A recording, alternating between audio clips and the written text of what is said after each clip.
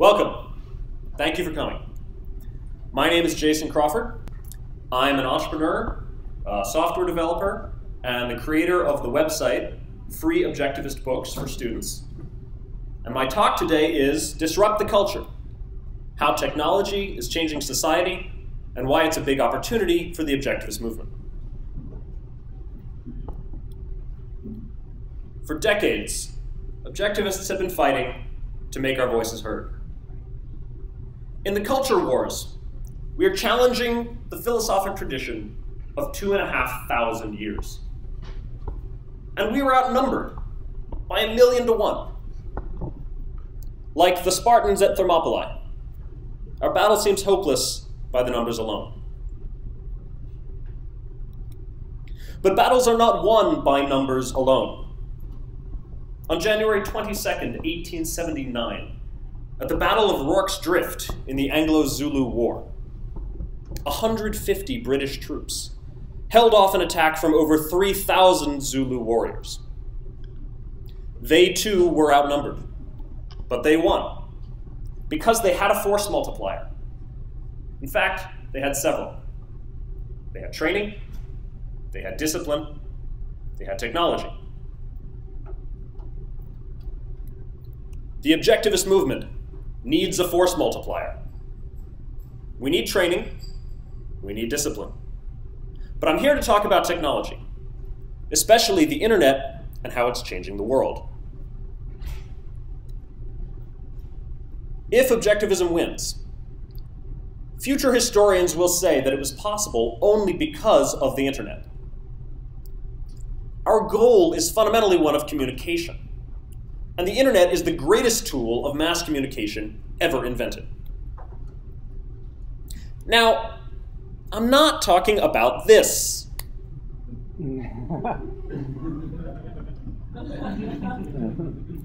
Arguing with strangers in online discussion forums is probably the least effective form of intellectual activism.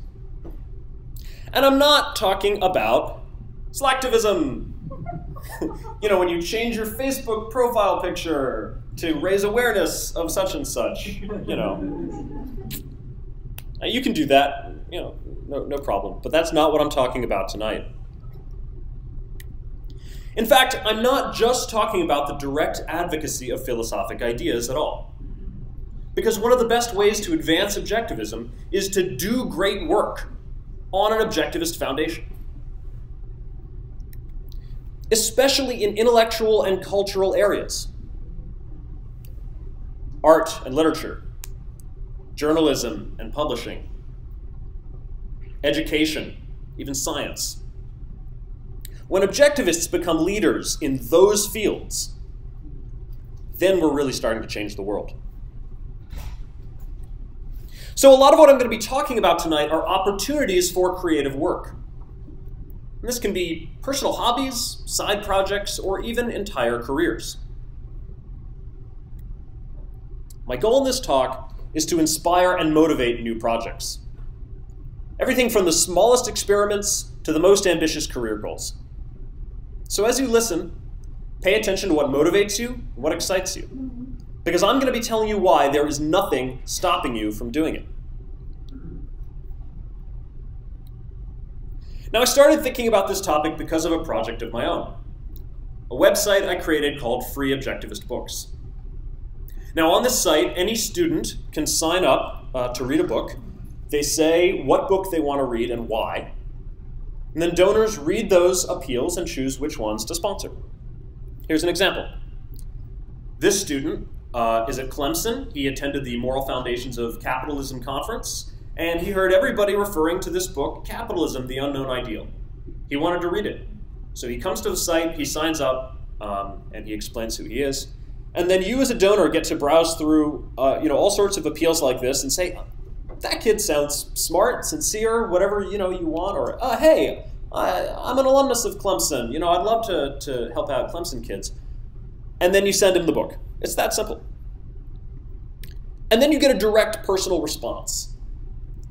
So here's one of the best, but this is not atypical. A medical student says, Atlas Shrugged is the most inspirational book I ever read. Rand's philosophy of living life is practical and real and is not to be found elsewhere. So we have real impact. Since the project was launched about a year and a half ago, we've sent over 1,100 books to students, almost 1,200 books to students. And those requests have come from all over. This is a map of everywhere we've received requests from in the US alone. Now, how did I get the word out about this project? Well, that brings me to my first major theme, which is that today, everyone has an audience. I'm going to start with some of the most obvious consequences of the internet and work up to the least obvious. So we're starting with this one. Before the internet, only a few people could easily communicate to the entire world. Published authors, journalists, celebrities, and politicians. Basically, there was them up here on the podium, and then there was everybody else. Today, there's a whole spectrum. Your audience could be a few hundred, or a few million, or anything in between. So I advertised free Objectivist books, first through my Twitter account, Rational Egoist, and the corresponding Facebook page and blog. And I found my followers for these, especially the Twitter account, through very simple means. I just searched Twitter for people mentioning Ayn Rand and Atlas Shrugged, and I responded to them. I engaged them in conversation. Not just like responding with a spam link, hi, check out my site, but actually engaging, responding to what they said.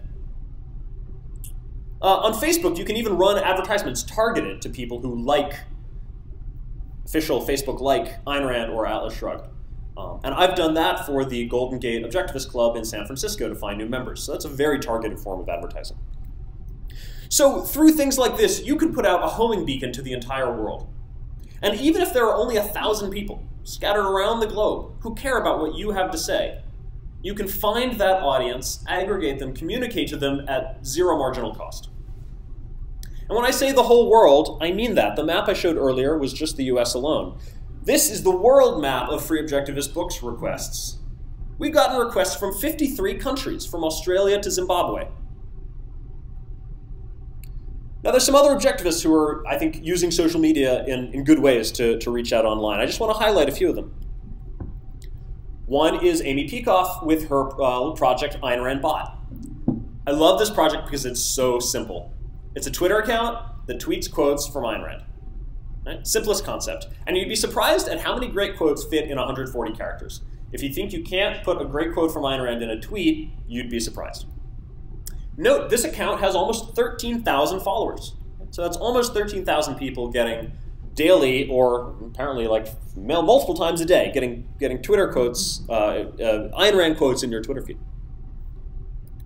The Center for Industrial Progress, I think, has made good use of Facebook, especially with their I Love Fossil Fuels Facebook campaign. And they just started a new one, I Love Nuclear.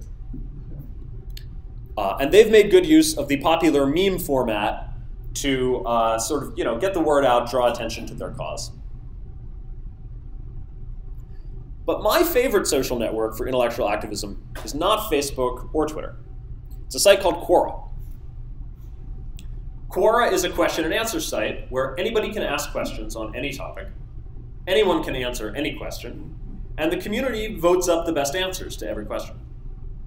I've got over 1,000 followers on this site, and I have answered more questions than anyone else in the Ayn Rand and Objectivism categories. So here's an example. Somebody asks about basically Objectivism and Keynesianism. Would Ayn Rand believe in Keynesianism? Right? That's easy. No. And I respond to this one mostly with a quote from Egalitarianism and Inflation, where Ayn Rand ridicules Keynes's views. So I like this better than blogging for activism for a couple of reasons. So one is it's easier. I don't have to think up topics to write. I just pay attention to what questions are asked, and then I answer the ones that I have something to say about. Another is that it's often easier in this way. I can mostly just quote from an essay or link to the Ayn Rand lexicon online. I'm so glad that's online now because it's a great resource. And I link to it all the time in my Quora answers. So sometimes it's really easy. It's just somebody asking something that I know off the top of my head. But maybe the most important reason is this. Anytime I write an answer on Quora, I know there's at least one person who cares about the topic, right? The guy who asked the question. I don't know that when I blog. You know, you can write a blog post and you never really know, is anyone going to care? But here you have like a built-in audience, and to me, at least, that makes activism communication much more engaging and rewarding, right? To know that someone cares, someone's listening. One thing that all these examples have in common, by the way, is you get direct feedback in terms of votes, upvotes, likes, followers, mentions, that sort of thing. And so you have a certain kind of measurable impact. Now, your audience might start small, but it doesn't have to stay small. Because if you put your work out there, it has the chance to get noticed. And on the internet, you can quickly go from relatively unknown to minor celebrity. Let me show you a case study I think is great here. So Quent Cordair has long been a writer of short stories. And he recently started putting them in the Amazon Kindle store. And they're getting more attention now in the Kindle store at 99 cents each than they were ever getting when they were free on his website, just because of the marketing and distribution advantage of being on Amazon. But it gets better. His most recent short story was called The Match, and it became the #2 most popular newly released short story on Amazon when it came out. So it touched something in the audience. Now, Quent didn't know this was going to happen. He wouldn't have predicted that this is the story that would take off. But he put his work out there, and it did take off. It got noticed. Now, you can never count on going viral like this. Right? You have to do projects that are worth it to you, even if they stay small. And if you ask Quent, he'll tell you. He writes for himself, first and foremost, as any good artist should. So you have to do what you love. But if you're true to that passion and you do good work, you have the chance to get noticed. And this isn't just for side projects. This applies to careers and even entire businesses. So here are a few objectivists who I think are doing a good job being online and aggregating not just an audience, but a customer base for their businesses. Jean Moroney with her thinking directions, coaching in practical psychoepistemology for life and work. Scott Powell's Learning at Our House, including the History at Our House brand, also music and science, resources for homeschoolers. And Don Watkins with his writing coaching under the Good Copy brand. Some of these are whole businesses, some of these are individuals, some of these are smaller kind of side projects. All of them are businesses bringing in money. Note, none of these businesses cater exclusively to objectivists. But they all appeal, especially to objectivists, and draw from that community, for their customer base.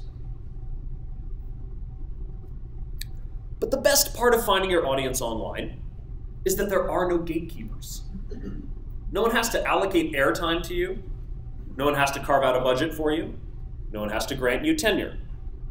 You can just reach your audience directly. And the death of the gatekeepers is my second major theme. One major example here is the rise of self-publishing. Now, the Fountainhead was rejected by 12 publishers. Today, that didn't stop Ayn Rand. But today, it shouldn't stop anyone, because you don't need a publisher to publish a book. You can publish an ebook or do print on demand. Clay Shirky is a professor at NYU who's a really excellent writer on these trends in society. And he says, publishing is not a job anymore. It's a button. There's a button that says publish, and you click it and you're done. So the whole field of publishing is going away as we know it. So there's a number of objectivists who have done this, taken advantage of this and published self-published books. So Alex Epstein's recent small book, Fossil Fuels Improve the Planet, was self-published. M. Zachary Johnson's book on music theory, Dancing with the Muses. Luke Travers' book on art appreciation, Touching the Art. Got some fans. And even Harry Binswanger's forthcoming How We Know, Epistemology on an Objectivist Foundation. All these are self-published. And I think all of them, or most of them, a combination of ebook and some print on demand, both. Now, if you're going to self-publish, you still need editing, still need graphic design, typesetting, you still need marketing. But you, the author, are much more in control. And so this makes writing and publishing a book easier than ever. But if you do need money for a project, that shouldn't stop you either. Because now it's easier than ever to raise money on crowdfunding platforms, such as Kickstarter. Frack Nation is a great example. It was a pro-fracking documentary made with over $200,000 raised on Kickstarter from over 3,000 backers. And Alex Epstein raised almost $24,000 to promote his debate against the environmentalist Bill McKibben. It's on a different platform, Indiegogo. Think about it. If you've got a project that's worth getting off the ground, you should be able to find 100 backers to just give you $100 each. Right? That's $10,000 for a new project. Look, there's hundreds of people at this conference alone, right? Hardcore objectivists. Many of us spend $100 a month just at Starbucks. So this is not really a ton to ask, right? But $10,000 is a good amount to kick off a new project. Okay, I spend $100 a month at Starbucks. I don't know about you guys. The reason this is so important to the objectivist movement in particular is that it represents the weakening of the establishment. Harry Binswanger on HBL recently wrote, quote, 40 years ago, 3 monoliths ruled the culture: the media, publishing, and the universities, end quote. But today, the internet is shattering the monopoly of the cultural gatekeepers. Consider this. For years, a classic dream of the objectivist movement has been to have an objectivist as the head of the New York Times. But the Times might be irrelevant before we get there. A few years ago, Arthur Sulzberger, head of the Times, made headlines by admitting publicly that someday the Times will stop printing. They will stop putting ink on paper. Now, of course, they intend to continue publishing online. But no industry survives a disruption like this without a few casualties. So rather than fight the institutions that lead the culture, or even think about infiltrating them, we should be thinking about replacing them. Because they're getting replaced whether we're involved or not. They're getting replaced by technological and economic forces, if not by philosophic ones. So this is an opportunity, a big opportunity, for anyone who wants to change the culture. Could there, for instance, be an objectivist publishing house? Now, I'm thinking of something that would focus on ebooks and print on demand. In fact, it would probably be more like a suite of services for authors than a traditional publisher. And don't think that it would have to only publish work by objectivists. Really, it ought to be about publishing first and foremost, with objectivism as the foundation. But something like this could be a launching pad for good ideas to get out into the world. What about an objectivist news agency? Something online only, right? Digital native. This wouldn't have to be just objectivist editorials, right? I'm thinking serious reporting. Something that's about journalism first and foremost, but with objectivism as the foundation. That could be a real forum for a pro-reason, pro-liberty analysis and just explication of reporting on current events.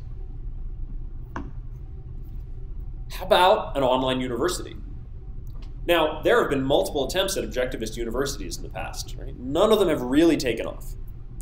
Maybe an online university will be the first objectivist university that succeeds. After all, an online university would require a lot less funding to start, and conceivably could charge a lot less in tuition. Students and or the teachers could be full-time or part-time, local or remote, if there even was a local. And so these factors could allow a project like this to actually get off the ground.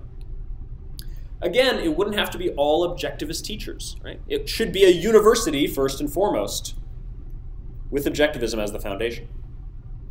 But it could be an incubator for the next generation of rational minds. Now, if these projects sound ambitious to you, then good. Because my third major theme is that the internet gives you unprecedented leverage. What I mean by this is individuals and small teams operating on small budgets can get more done than ever before in less time. One reason for this is that the market for talent is more liquid than ever before. It's very easy today to buy small amounts of help for small amounts of money in many different fields and skills. So you can find web developers on Odesk. You can get transcriptions and many other small jobs done very cheaply on Fiverr. If you need a logo or other design for a new project, you can get that done on 99 Designs or Crowdspring. And there's even things like TaskRabbit for tasks in your city, like feet on the street. Another source of leverage is that it's cheap and easy to do small experiments. So, as an example, I started Free Objectivist Books not as a full-fledged website, or really a website at all, but as a spreadsheet. The first version of Free Objectivist Books was a spreadsheet. I managed the first 50 book donations completely by hand, and I coordinated with the students and donors by email. That was a very small investment with very little commitment. If it had been a flop, I wouldn't have lost much, right? I wouldn't have invested in an entire website only to have it flop. And it was only after that experiment succeeded that I went ahead and built the custom website. That brings me to my last point under this theme, which is that software is one of the greatest force multipliers. Now think about the Free Objectivist Books website and imagine what this would have required before the internet. Students would have to mail in their requests somehow, right? Probably on little cards. Somebody would have to receive all those and sort through them, and we've gotten thousands of requests, so I would have thousands of cards stacked up in my apartment, I guess. Somebody would have to sort through them, I guess me. Somebody would have to figure out how to allocate scarce resources, right? Somebody would have to receive all the checks from donors and take them to the bank. And I don't even know how we would ship the books. I'd have to get all my friends together once a month, all the local objectivists, and get together in somebody's house and have a big table and clear it out and pack and ship books. I would not have done this project if that was what it took.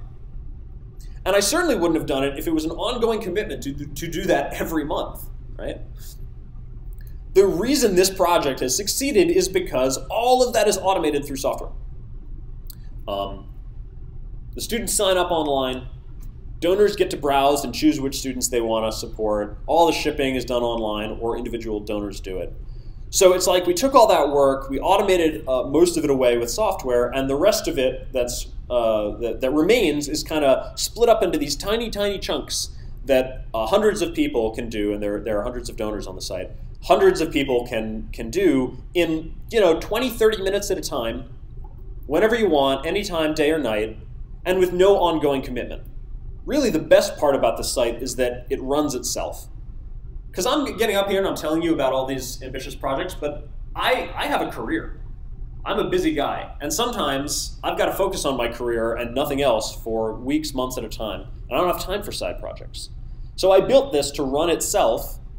I work on it when I can, I step away from it when I have to, and it keeps going without me. Education in particular is an area where I think well-designed software could do great things. So this is an early preview of a site called Tactile. Keith Schacht and Doug Peltz are launching this. And so what this is doing here is bringing together resources for science teachers. And in particular, what you're looking at is images for science teachers' lectures. The goal here is to help science teachers start to put science on a foundation of perceptual observation. How about iPad apps for education? LaPorte Schools is experimenting with an iPad app to teach grammar, specifically sentence diagramming. This is just a concept sketch. But this sort of thing, I think, is a great idea because it has the potential to get good educational methods out to a very broad audience, much broader than can be reached even in the many campuses that LaPorte has. So I think I would love to see a lot more projects like this. Could there, for instance, be an objectivist search engine? In the 80s, we had the Ayn Rand lexicon. In the 90s, we had the Objectivism Research CD-ROM, right? The whole corpus, like on a CD and searchable. It's the age of the internet. This stuff should all be online. And if you were at Yaron's talk, I mentioned this essentially to him, and he agrees it should all be online. It's all a matter of rights, and so if somebody wants to go and get all the rights and convinced there's probably a lot of negotiation, probably more negotiation than it is technology. But if somebody wants to take this on, great, we can get everything online. How about an objectivist social network? Okay, now this is I gotta admit, this is my flimsiest idea, because I really don't know what this would be. I don't even know if it's a good idea, but it's a very intriguing idea, and I thought I would throw it out there in case it sparked somebody else. And we may actually see something like this with HBL 2.0, the relaunch of HBL that's coming soon. What about an objectivist interactive tutorial? So picture this, learnobjectivism.com. Right? You go, you sign up, you tell it what books you've read, and it suggests just like a customized, tutorial for you. Here's the next thing to read. You read Atlas and the Fountainhead? Great. Next comes, you should probably read some of the nonfiction. You could link your Facebook profile, and it could tell you if there is a local club in your community or at your school. If you are a student, it could even tell you which ARI essay contests you are eligible for. And it sounds like at least some of these ideas are part of the ARI relaunch, which I think is great, and I'm looking forward to that. These are all just ideas to spark people's imagination, but I would love to see a lot more projects like this. Okay, a few words on what hasn't changed. There's still no overnight success. Even going viral usually doesn't happen until you've been out there for a long time. It takes consistent execution to produce the kind of work that is worthy of getting noticed.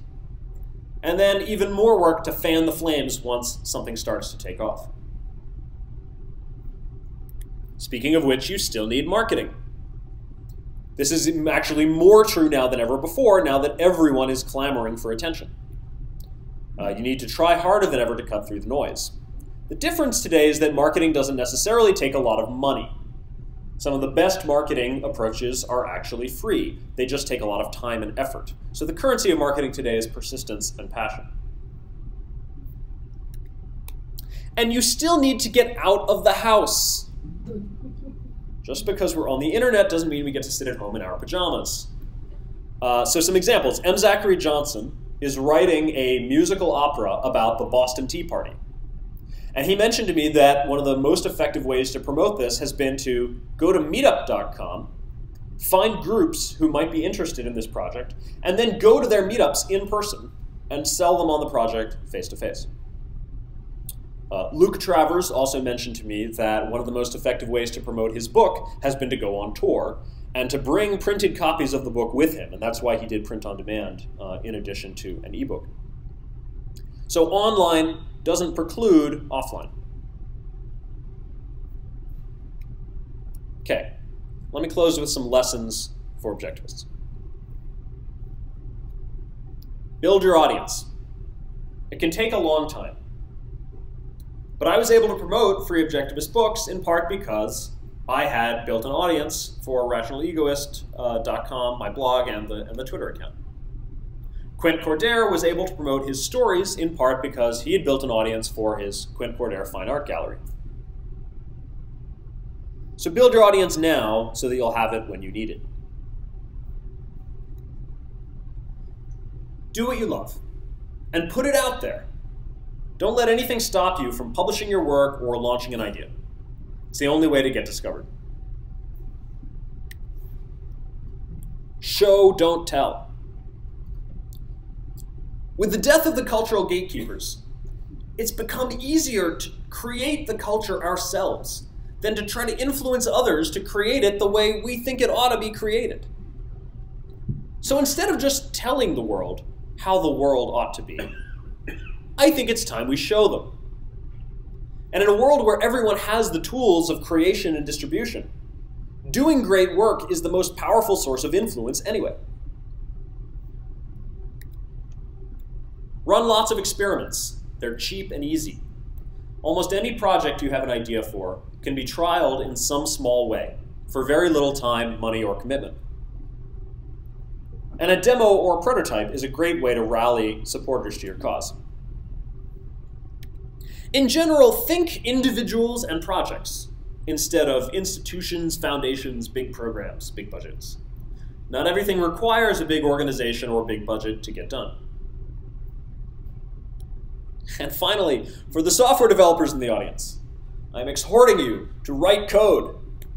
And for the designers and the PMs and anybody else who could be part of a software project, come together. Let's have more apps to spread objectivism, more custom websites, mobile apps, phones and tablets. Free Objectivist Books, to my knowledge, is the first custom-programmed app or website for the express purpose of spreading objectivism, but it should not be the last. We need a lot more like it. To sum up, in the culture wars, the internet is the ultimate force multiplier. The ultimate tool of mass communication is the only thing that can help us find the niche audience we need to reach. The uncorrupted thinkers scattered across the globe who need to hear our message. It's the only thing that can get that message out wide enough, fast enough, without a billion-dollar budget, and in the face of opposition from the establishment. And if anything I've said here tonight is motivating or exciting, remember, there is nothing stopping you from doing it. You have no excuses if you want to make something real. You don't need a broadcasting station or a printing press. You don't need the approval of any gatekeeper. You don't need a grant from a foundation. You don't need anyone's help, and you certainly don't need anyone's permission. So remember, in the words of Patrick Henry, the battle, sir, is not to the strong alone. It is to the active, the vigilant, the brave. So be brave, stay vigilant, get active, and go disrupt. Thank you.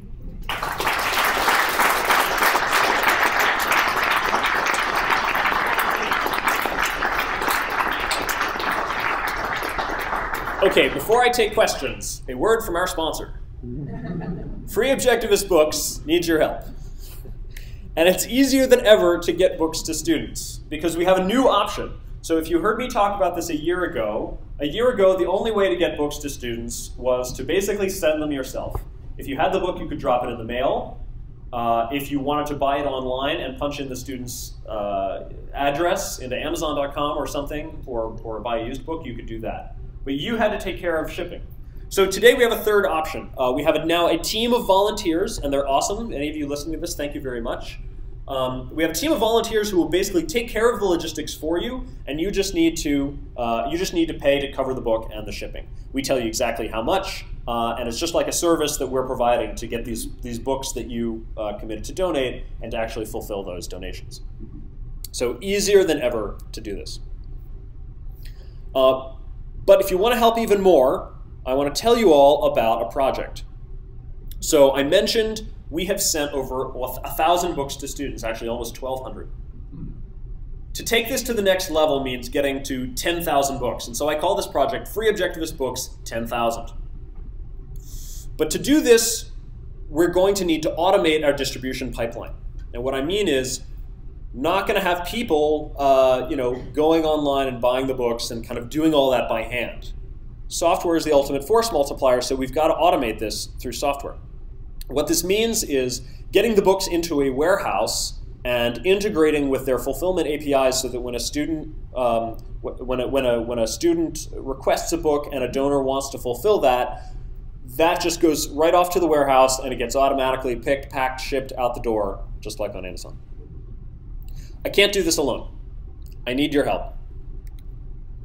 One, I need developers. I have been the sole developer on this project so far, this is going to take real software integration with fulfillment APIs, address validation APIs, inventory tracking, that kind of thing. Also, we need to get our 501c3. This project has been operating so far without that because it's been very low budget, very low resource. I could really, if anybody wants to help take this on as a special project, especially if you've done this before or if you have any kind of legal expertise, if you want to take this on as a one-time special project, helping us get our 501c3, that would be very helpful. And frankly, we kind of need a project manager, program manager to help us along. Now, this is one job I can do, but the more help I have to just shepherd everything along, I think the faster it will go. So Free Objectivist Books needs your help. There are lots of ways to help. and let me know what excites you, and even if it's not something I've mentioned, and we'll figure out some way to make it happen. Okay, I just want to thank a number of people who I talked with in putting this together. A bunch of people gave me thoughts, or I had helpful conversations. Absolutely nobody, had a chance to review this, so I am solely responsible for the content. But anything, if you liked this at all, they deserve partial credit. Okay, that's all I got. Happy to take some questions. Sure. Are you also accepting money for the project? Actually, not for. There's almost nothing we need except for books. The website itself is very inexpensive to run. I love these low overhead things, right? It's very. It's so cheap to run the website that I just pay for it myself. It's no big deal. But if you want to donate books, that's great. That's the way to help.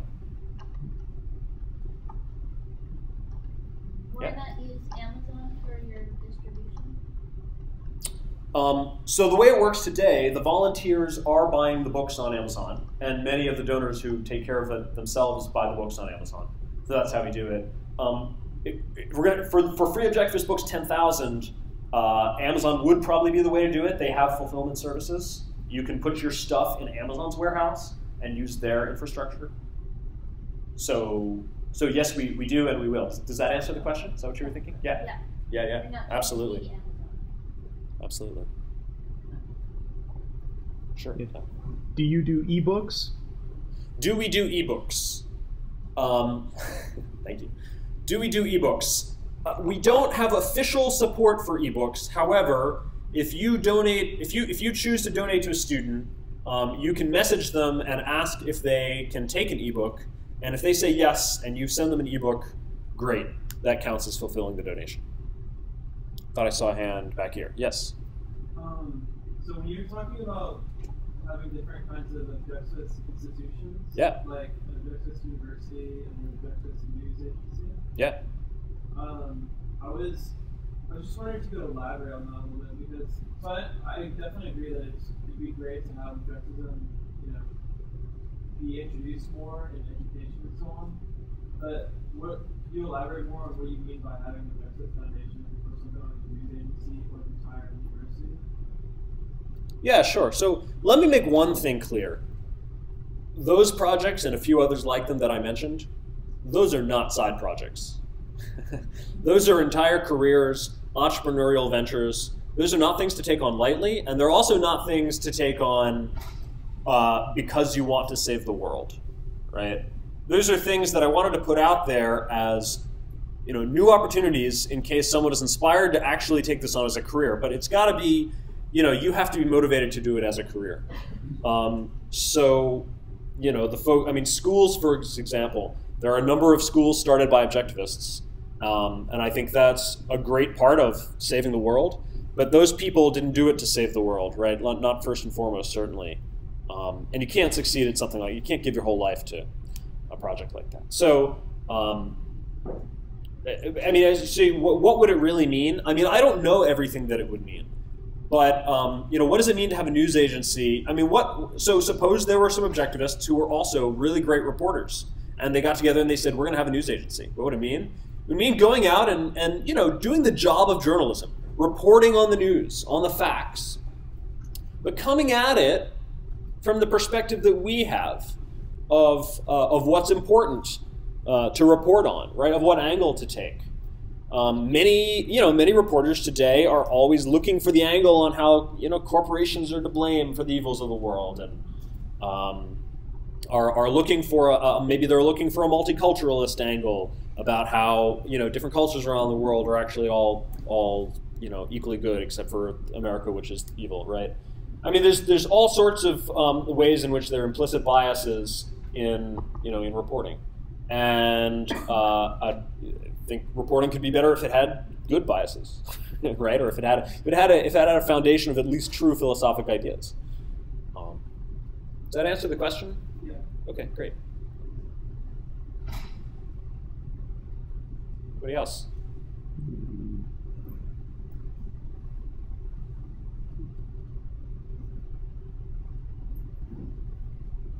Okay, well, I'm Jason at rationalegoist.com if you want to get in touch. And my project, again, is freeobjectivistbooks.org.